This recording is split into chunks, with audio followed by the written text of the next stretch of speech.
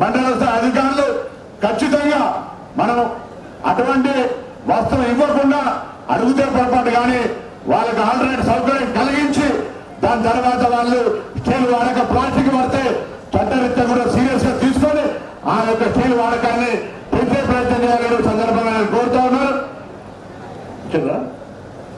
CP గారిలో Telangana public school తీసుకొచ్చినాం.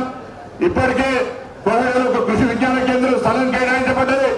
మరి భీమదేవరపల్లిలో వ్యవసాయ శిక్షణ శిబిరానికి సంబంధించినటువంటి స్థలం కేటాయించబడ్డది.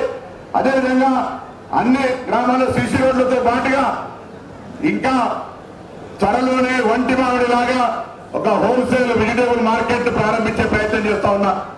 దయచేసి ప్రాంత ప్రజలు మరి హోల్సేల్ గా వెజిటేబుల్ మార్కెట్ సక్సెస్ కావాలంటే మరి లాభం ఎక్కువ వచ్చేటువంటి కూరగాయల పంటలు పండించడం స్టార్ట్ కావాలి. ఆయిల్ ఫామ్ గురించి చెప్పినారు, ఆయిల్ ఫామ్ గురించి రావాలి. ఈ విధంగా అన్ని రకాల కార్యక్రమాలతో పాటుగా ఇవన్నీ అమ్ముకోవడానికి అవసరమైనటువంటి మా మార్కెట్ చైర్మన్ ఎక్కడో 4 మార్కెట్ చైర్మన్ వల్ల మార్కెట్లలో అభివృద్ధి పాలకు నిధులు కేటాయించాం. అంతేకాదు ఈరోజు మరి ఆయిల్ ఫామ్ సంబంధించినతో పాటుగా అన్ని రకాల కార్యక్రమాలు తీసుకునే ప్రయత్నం జరుగుతోంది. దయచేసి నేను మిమ్మల్ని అందరూ ఒకటే కోరుతా ఉన్నా, ఇదే అందరం కలిసి హుస్నాబాద్ అభివృద్ధిలో అగ్రభాగాలు నిలబెట్టాలంటే రాజకీయాలకు అతీతంగా అందరం కలిసి పోవాలి. ఈరోజు ఇటు మున్సిపాలిటీ కానీ 7 మండలాలు కానీ గౌరవ ముఖ్యమంత్రి గారు, ఉప ముఖ్యమంత్రి గారు, శాసన మంత్రులు అందరూ కూడా ఏ పని అడిగితే ఆ పని హుస్నాబాద్ కొరకు ఇస్తా ఉన్నారు. ఎందుకంటే 10 ఏళ్ళు నిర్లక్ష్యమైంది. పక్కన పోతే మన పైసలని పక్కన పోతుండే. ఇవాళ తెలంగాణలో కూడా హుస్నాబాద్ అనేటువంటి ఒక పేరు నిలబెట్టే ప్రయత్నం చేస్తా ఉన్నా. నేను ఎన్నికల ముందు చెప్పినా నన్ను గెలిపియండి, నేను గతంలో మీ ఎంపీని మార్కెట్ చైర్మన్ చేసిన. హుస్నాబాద్ అంటే ఎక్కడికి వెళ్ళినా గౌరవాన్ని కాపాడే విధంగా మీరు ఏ ప్రాంతం దాహానికైనా బడికైనా గుడికైనా మా హుస్నాబాద్ అంటే కొత్త గొప్ప గౌరవం దొరికే విధంగా నేను మీ ఎమ్మెల్యేగా ఉంటా చెప్పినా మీ ఆశీర్వాదంతో ఎమ్మెల్యేగా మంత్రిగా కూడా ఈ నియోజకవర్గాన్ని అభివృద్ధి దిశలో తీసుకుపోతా ఉన్నా. ఇంకా ఈ నియోజకవర్గంలో విద్య, వైద్యము, ఉపాధి, పర్యాటకము, అదేవిధంగా అన్ని రకాలుగా పారిశ్రామికంగా వ్యవసాయకంగా అభివృద్ధులు చేయాలనే ఆలోచనకు అందరూ సహకరించాల్సిందిగా కోరుతూ ప్రజాపాలన ప్రగతి ప్రణాళికల్లో వారం రోజులకు ఒక ప్రోగ్రాం జరుగుతూ ఉంది. తప్పకుండా కబడ్డీ అకాడమీ ఇవాళ రేపు జీవో వస్తుంది. పశు హాస్పిటల్ ఆల్రెడీ మరి నవాబ్పేటలో వచ్చింది. హుస్నాబాద్ లో ఇవాళ రేపు జీవో వస్తుంది. భీమదేవరపల్లి మున్కరూరులో కూడా పశువుల దవాఖానా రాబోతా ఉంది. ప్రైమరీ హెల్త్ సెంటర్స్ ఇవన్నీ కూడా చేస్తా ఉన్నాం. మా సోదరుడు ఇక్కడ సర్పంచ్ ఉన్నాడు. ఆయన సర్పంచ్ గా రేకున్న సర్పంచ్ ఆయనే మొత్తం ఆ ఊర్లో కోతులను పట్టిస్తే నన్ను సర్పంచ్ గెలిపాను, కోతులు పట్టించుని గెలిచిండు. ఇలా కోతులకు సంబంధించి రాష్ట్ర వ్యాప్తంగా సమస్య ఉంది. నేను అడిగిన గెలిచినాక నేను హుస్నాబాద్ నియోజకవర్గం కూడా మొత్తం పట్టియాలి ఎట్లయితే అన్నా. హుస్నాబాద్ లో మొత్తం కోతులు పట్టియాలంటే 3 కోట్ల రూపాయలు అయితే అంట. 3 కోట్ల రూపాయలు అయితే ఇబ్బంది అవుతుంది. కాబట్టి సరే ఎట్లనైనా సరే ప్రభుత్వం తరఫున ఎట్లనే ఆలోచన చేద్దాం. మన హుస్నాబాద్ లో కోతుల బిడ్డ లేకుండా చూసేటువంటి ప్రయత్నం కూడా అందరూ సహకరిస్తే సాధ్యమైతే ఒక్కరి సమస్య కాదు, ఇది రాష్ట్రం మొత్తం ఉంది, అన్ని ఊర్లలో ఉంది. దాంతో ఇబ్బంది పడతా ఉన్నారు. కొన్ని జాగాల పాపం చూస్తే కోతలు మీద పడుతున్నాయి, ఉరుకుతే పడి చనిపోయినటువంటి సంఘటనలు కూడా ఉన్నాయి. పంటలు చనిపోతా ఉన్నాయి, పంటలు వేసుకోవడానికి కూడా ఇబ్బంది అవుతా ఉంది. కాబట్టి దాన్ని రక్షించుకోవడానికి ప్రయత్నం చేద్దామని కోరుతూ నేను మీ అందరినీ ఇలా ఆయిల్ ఫామ్ మేడం చెప్పింది.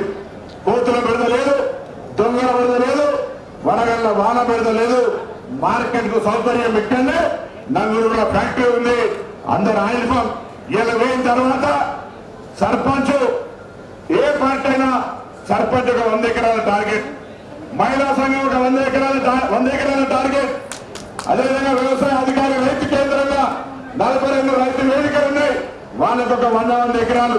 ఈ విధంగా ఈ నియోజకవర్గం మరి ఆయన ఫామ్ లో నెంబర్ 1 ఉన్నట్టయితే ఆదాయంలో కూడా వాళ్ళందరికీ లాభం జరుగుతుంది.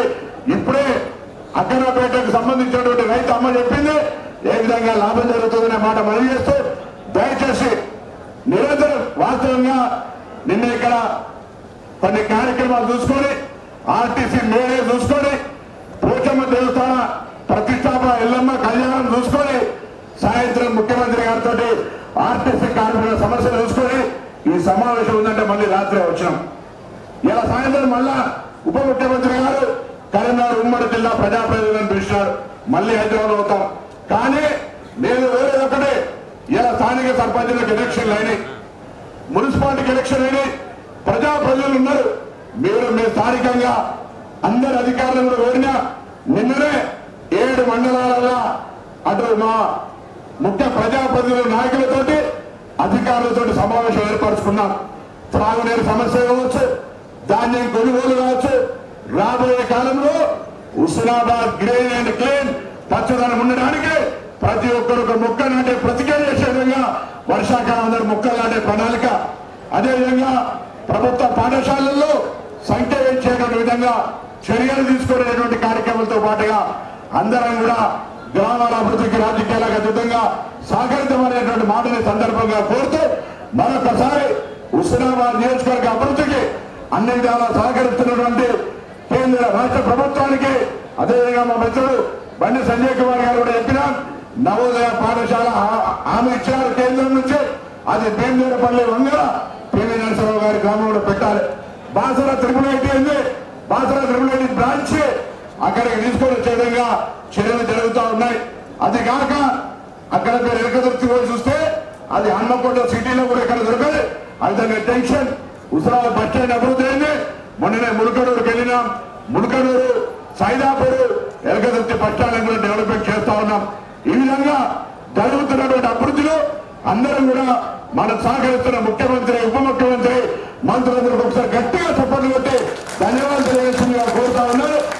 నువ్వు వద్దులే సపోర్ట్లు అదా పైసలు కట్టి వాళ్ళ నాకు ఇవ్వాలి. ఈ వీడియోల ద్వారా ప్రజలు తప్పలేదు మన డెవలప్మెంట్. నమస్కారం అందరికీ మరొకసారి ధన్యవాదాలు తెలియజేస్తూ మరి శాంతి భద్రతలు గంజాయి రహితంగా హుస్నాబాద్ ఉండడానికి వరకు కానీ ఇతరత్ర అంశాలు నేను మాట్లాడద్దు కానీ మరి పోలీస్ తరఫున వారికి కూడా ఒకసారి హుస్నాబాద్ శాంతియుతంగా మరి శాంతి భద్రతను రక్షించే విధంగా ప్రజలందరి సహకారాన్ని కోరుతూ వారు 2 నిమిషాలు మాట్లాడాల్సిందే కోరుతున్నాను.